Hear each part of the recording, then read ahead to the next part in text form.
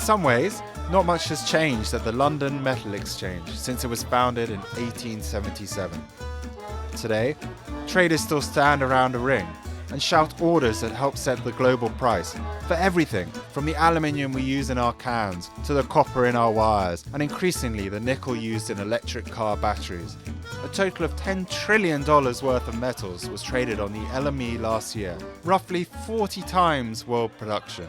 Prices set here can upend industries across the globe, causing mining companies billions of dollars in losses or profits. Despite its modern surroundings, the LME is the world's oldest and most preeminent metal exchange.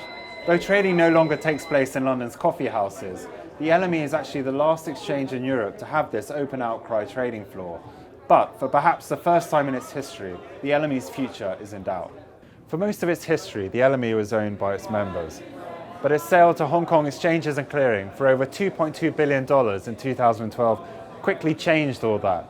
The new owners raised fees to recuperate some of their investment, but that upset brokers and others in the metals community.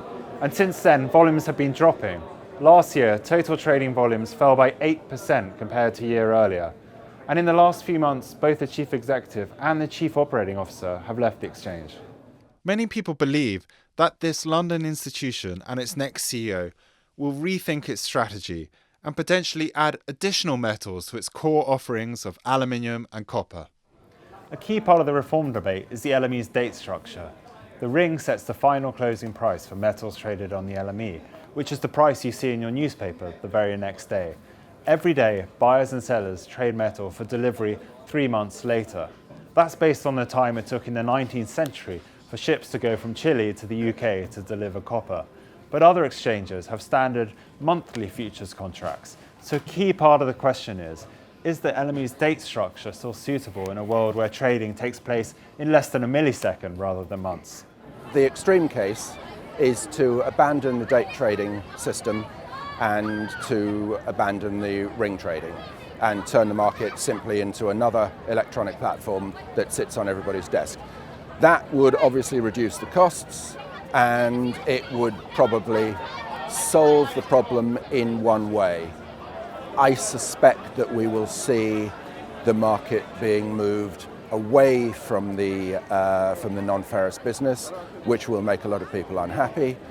But at the same time, there are an awful lot more people who are investment players, and if they want to attract new investment money from China, which has been one of their stated objectives, then presumably they will have to simplify the structure of the market as well. Leadenhall Market is where for decades metal brokers have come to socialise. And in the days before mobile phones, when the LME was situated just around the corner, you could pretty much guarantee you could find any metal broker or dealer in these pubs. Now, however, many of these brokers believe that reforming the LME too quickly could risk its historical heritage and really what makes it unique. If it loses its unique selling points, and to be fair, the date system, possibly the ring as an argument, and they just become a monthly traded contract, they'll become like the CME and every other exchange, which is a Me Too solution. So they have to be very, very careful in reform. They don't actually destroy some of the fundamental building blocks that have brought the LME, in fairness, to where it is today. They have to get back and listen to their core customers, because that's the biggest complaint you get from clients. The trade feel almost isolated. So will the LME reform its historical date structure? At the core of the date structure is our ability to produce a daily cash settlement price, which is discovered on the floor behind me and is then embedded into the vast majority of physical supply contracts in metals for metals users and producers around the world. I don't believe that anybody is saying that that's a bad thing, that we would ever want to move away from that. That is what is unique about the LME. It's what solidifies our relationship with the physical market, and it's something that we are totally committed to preserving. We're being asked as the LME, can we preserve what is good about our physical market relationships, but also grow our user base, grow our participation, grow our volumes in the financial space?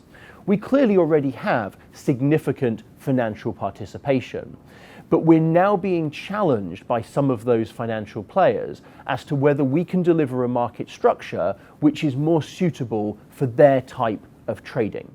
Right now, neither the reformers or those who want to keep the exchange as it is are happy.